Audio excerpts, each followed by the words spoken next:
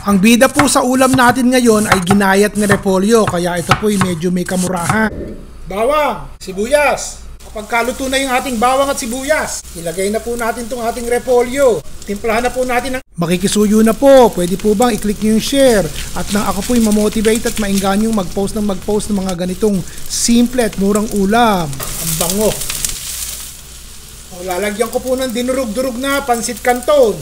O, hindi pa luto yung canton ha, pero crunchy siya. O, pagkatapos po, ibuhos natin tong ating itlog na binate. Kung hindi ko pa po kayo nabubulyawan, pakilagay nga po pangalan nyo taga-saan kayo nang mabulyawan na po kayo. Pagkahalo-halo nyo na po, hayaan nyo muna, hinaan nyo ng konti yung apoy at hayaan nyo pong maluto-luto ng itlog.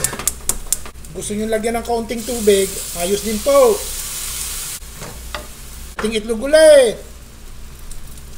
Konting tubig. Takpan. Pagkatapos po ng ilang minuto, tignan nyo, tungkabin nyo ilalim kung namumuuna. O, tignan natin. Yo! Bago nyo po patayin lagyan natin ng konting mayonnaise sa ibabaw para medyo creamy ang dating. O. Tapos! Pwede niyo pong lagyan ng isda katulad ng tilapia fillets na niluto ko ng isang araw. Di po ba? Pinrito ko. Pero nilagyan natin ng super crispy butter at nilagay po natin sa itlog. Ganun din ang gawin nyo. Ang gawin nyo nga lamang hiwa-hiwain nyo ng maliliit yung inyong tilapia. Pagkatapos iprito nyo katulad ng nakikita nyo ngayon. Dahil nga po maliliit na hiwa, sandaling-sandali lang, prito na. Mga 3 minuto eto tostadong-tostado na. O yan po ang ihahalo nyo. Dito pa lang hiwa-hiwain nyo na po. O, ganon. At aduhin nyo na.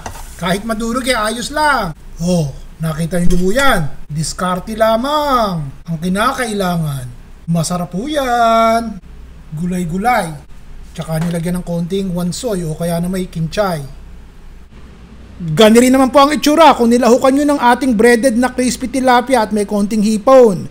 Bago nyo po ihain lagyan nyo ng konting kalamansi o lemon juice para masarap. Okay na po bahalang dumiskarte kung anong gulay meron kayo sa refrigerator o anong mabili nyo sa palengking mura at madaling lutuin. Yung po ilahok nyo katulad ng ginagawa ko din sa bahay.